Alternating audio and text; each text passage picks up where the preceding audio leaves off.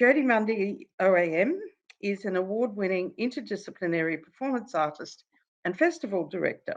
And for over 20 years, she has been part of numerous collaborations with various artists and communities, sharing untold stories and creating extraordinary experiences for audiences. And I know that she is about to create an extraordinary experience for us. Welcome, Jodee, and I hand over to you for this presentation. Thank you. Lovely introduction, and I'm delighted to be here at ANZACATA. I'm Jodee. I'm speaking to you from Noosa. I'm on holiday on the lands of the Gubbi Gubbi people, and I'd like to pay my respects to any Aboriginal elders or any Aboriginal people joining us here today. As mentioned, I'm an artist and festival director, and look, preparing this talk for you all has really made me reflect upon the therapeutic and healing value of the creativity in the arts. It's certainly helped me to navigate big questions. It's been a continual work on the integration of oneself, as well as where you fit within the context of the communities that you come from. And the arts has definitely helped me, I guess, self-actualize internal dreams and visions. So today I wanted to share with you a fair bit of my work, basically, to take you on the trajectory of how doing sort of biographical or autobiographical pieces can really enable one to heal and thrive. And, you know, of you all, you're all the experts in that space. But the themes in my work are around love and care and connection. I tend to reimagine how the world could be if we were more inclusive of one another. And it's definitely a creative act of healing for myself and as well as catharsis for others. And I tend to like to bring audiences together who may not often encounter one another. So I wanted to share on the next slide a piece that's called Killing Time. This was made in 2020. That's my partner Nicholas and my two little girls. And it was commissioned by the Tarrawarra Museum of Art. It was made while we were in lockdown 2.0 in Melbourne. And basically this film was filmed in a white empty studio with only toys and a couch for props. And our family played out the kind of relentless Groundhog Day that we went through. And that was a real fun act of catharsis for my family. And it was a beautiful document, I guess, like a love letter to for my girls and my partner. So when we look back in those times of the pandemic, we have this really beautiful, colorful film that was created through an incredibly stressful time. The film to that will be available next year. So I won't be showing that one with you today, but I'll definitely let ANZACATA know when it will be available. So the one important work I'm going to share with you on the next slide is called Personal. And this show took me 7 years to create, and I created it with my family. It was presented at Art House, it went to the Sydney Opera House, and then went on a regional tour of Victoria and Darwin Festival, and it will be touring again next year in Melbourne, Sydney, and also in Brisbane. So I won't speak much more. Let's play the film and let's have a look.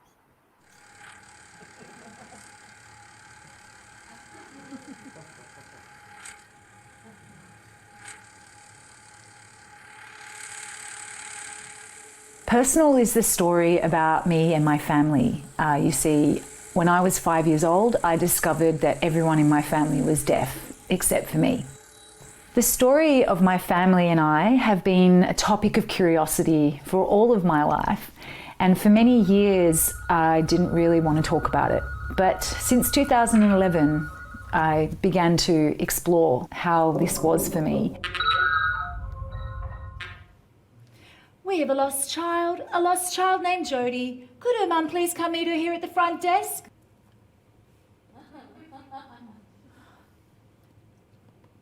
But the lady made an announcement. I'm deaf. You know that. Footsteps. What if a bad man breaks into the house? If I call, no one will help me. No one will hear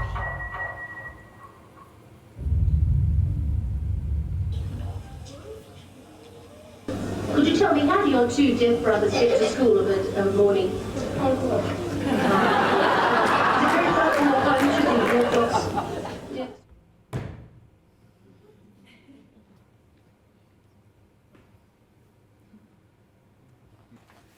Jodee, you'll be helping with your parent-teacher interview. Mum, Dad, I'll be interpreting the interview for the teacher, okay? Sorry, what? What? Do you need me? Can Tell I your go father. now?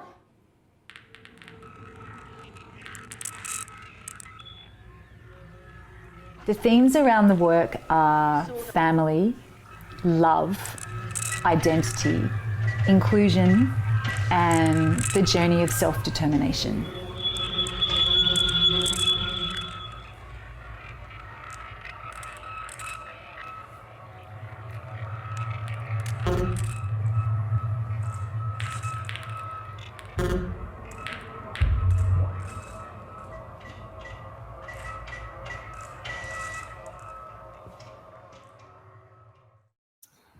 So I didn't want to tell you in my intro, but yeah, I'm a coder. I'm a child of deaf adults. You probably heard of that term in the recent Hollywood award-winning film.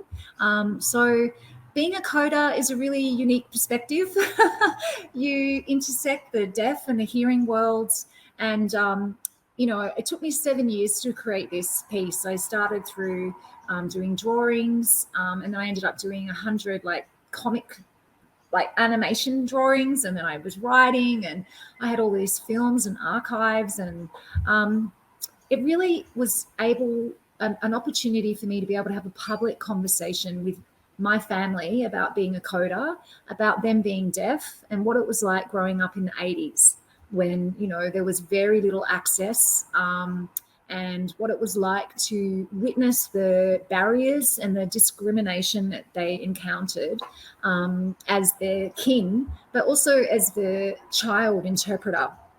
So creating this show was really huge for me, and it really was a big gift, I suppose, to many coders and to the deaf community in Australia, because there's very few work created by our community for a number of reasons, access and inclusion being one of them.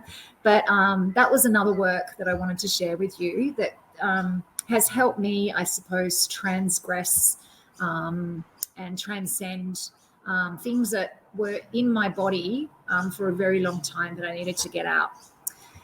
Another work that I created is called the Carers Project, and this was commissioned by the City of Melbourne. It's a carers project, a sanctuary in the city. And this piece was created with 20 primary carers. And as myself, I don't identify as a primary carer, but as a child interpreter and a child of a whole family with disability, it felt really special to be facilitating this project. So this was created as a space for carers and a sanctuary for those with their loved ones with disability to come and reflect on what it means to actually take the time to care for yourself and for others. And members of the general public were also able to attend, and it was right on the banks of South Bank, and it was open for 2 weeks.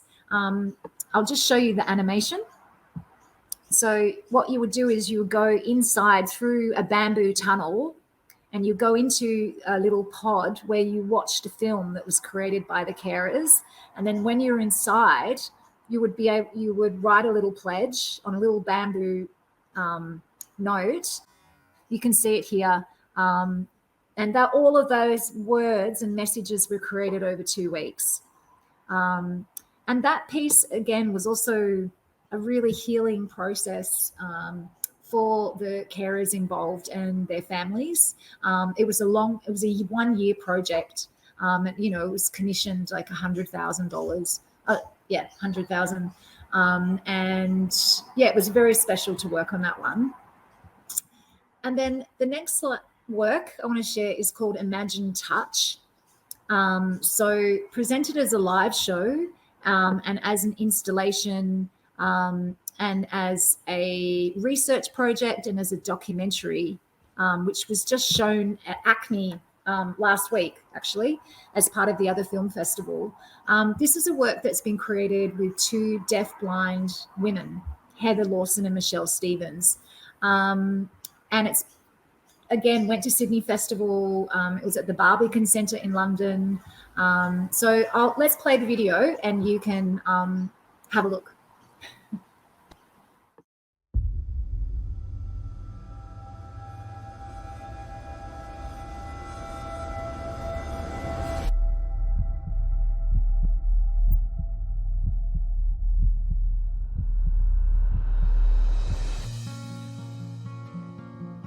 We are both deaf-blind.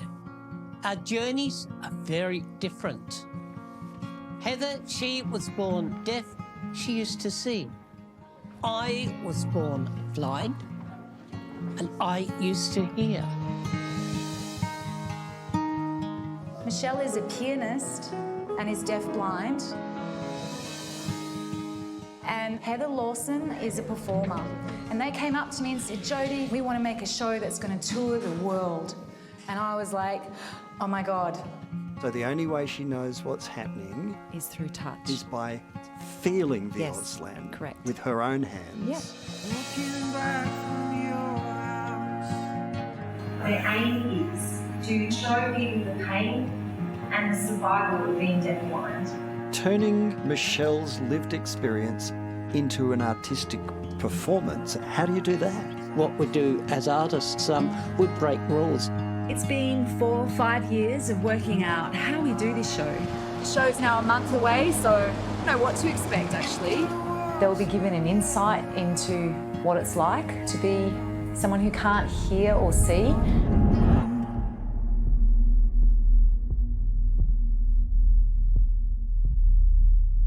Some people can find it at first a really frightening experience. But it's actually okay. With support, you're fine. Amazing. It's really important to respect their story and to not skim over the incredible depth of who they are. I had very bad mental health troubles. I felt lost. I felt alone. We've been invited to perform at Sydney Festival. All of Australia will know about deaf-blind art, that it's possible. And we show the world what they never thought could happen. This is the beginning of our art, not the finish. The award goes to Jodee Mundy.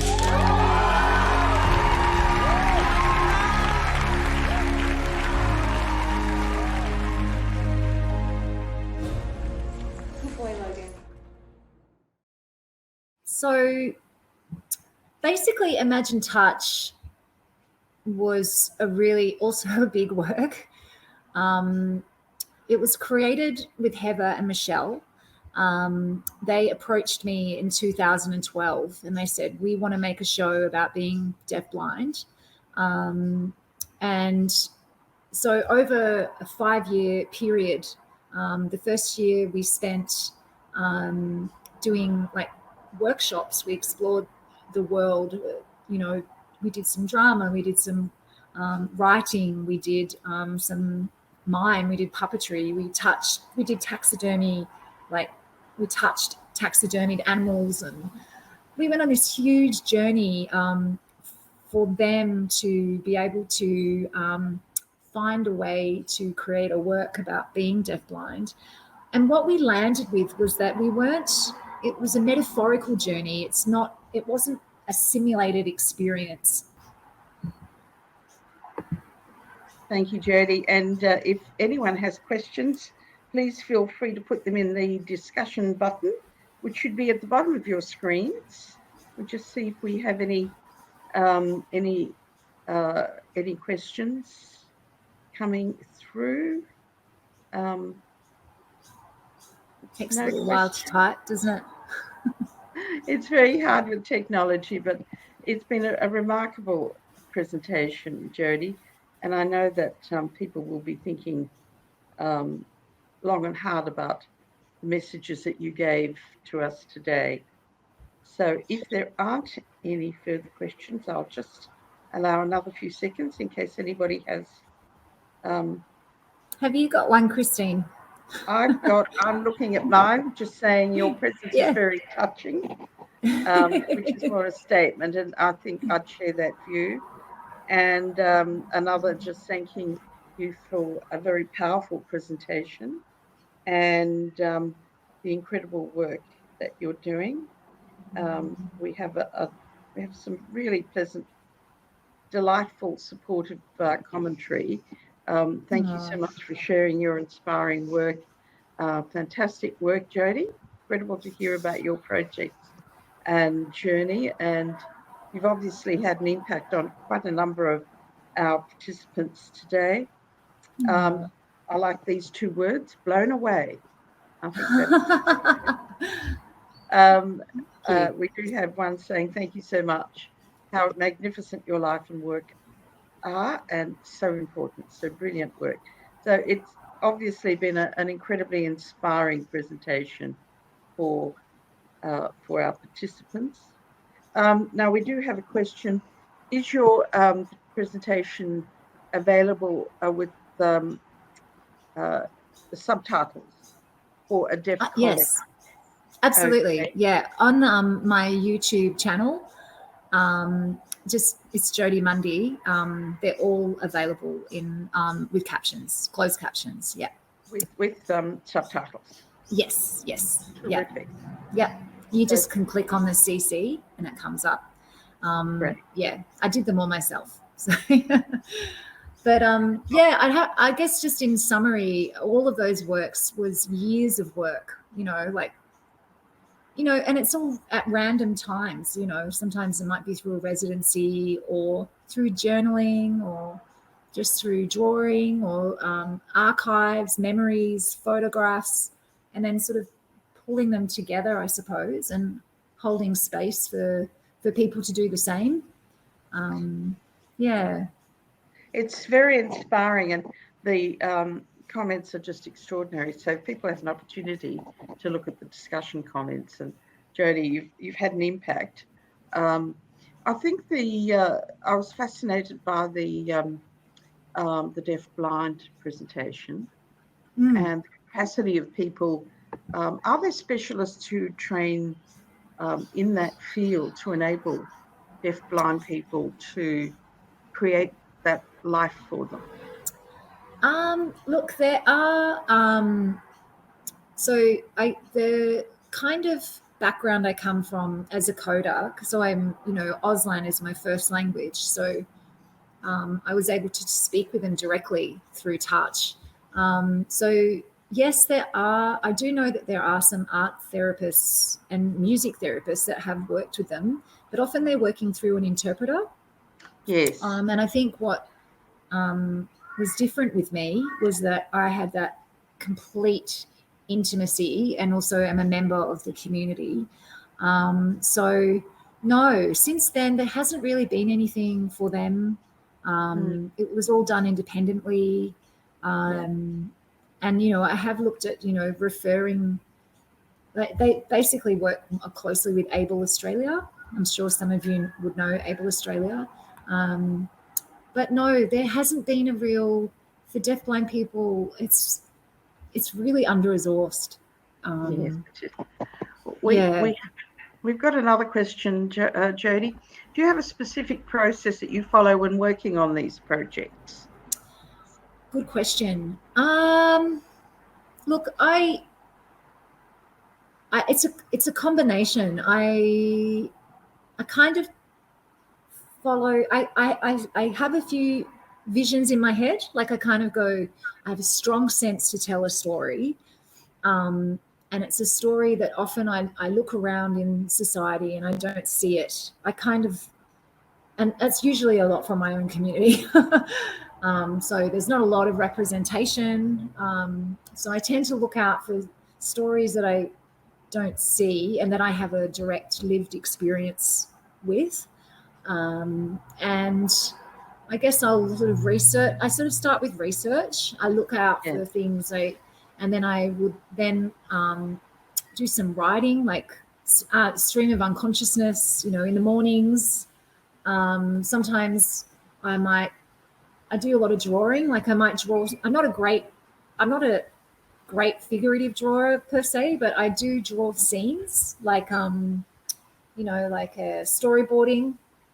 And then I'll make some films. I kind of do lots of different things, painting, a lot of writing, and then I look at sort of how to mix them, and then I look at how to make those works accessible and inclusive, and I look at ways of how do I make this work reach many different people with different perspectives of the world, whether they're deaf or living with a disability, if they're blind, or so I look at things like integrating captions or subtitles, audio description, and other sort of aesthetics of access, because often accessible performances it doesn't look great, and so what I try to do is make them look absolutely beautiful and sort of lift up the production values, to kind of remind people what it really means to be inclusive, and how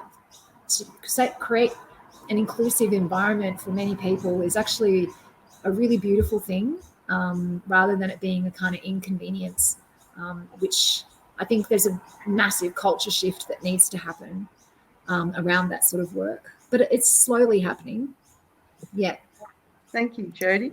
I think that responds to a question that has been put, just where what creative influences you have, and you've pretty much responded to that. Jodee, that's fabulous. Thank you so much. I'm sure that everybody, if they could, would applaud you madly. I have no doubt about that. And thank you. Just consider yourself fully applauded. And we are very grateful that you made the time to come and to make the presentation today to the AGM. It was very special, very inspirational. And thank you so much. And please feel free to look at my website. It's jodeemundy.com, and you can send me a message through there if you want to chat more or tell me about your work.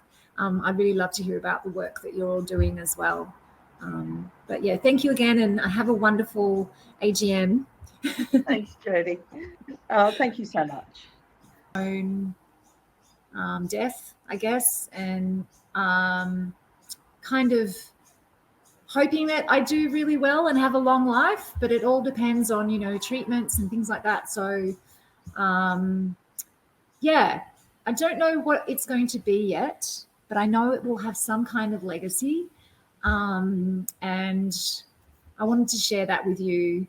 In a way, I've kind of given you a whole body of my work, so you can sort of see that the themes that run through, it always seems to be about, disability, love, care, connection.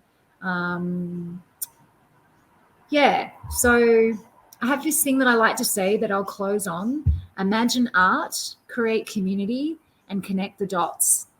And that's something that I would like to leave with you. So that's all from me. And please feel free to ask any questions. Thank you for having me again.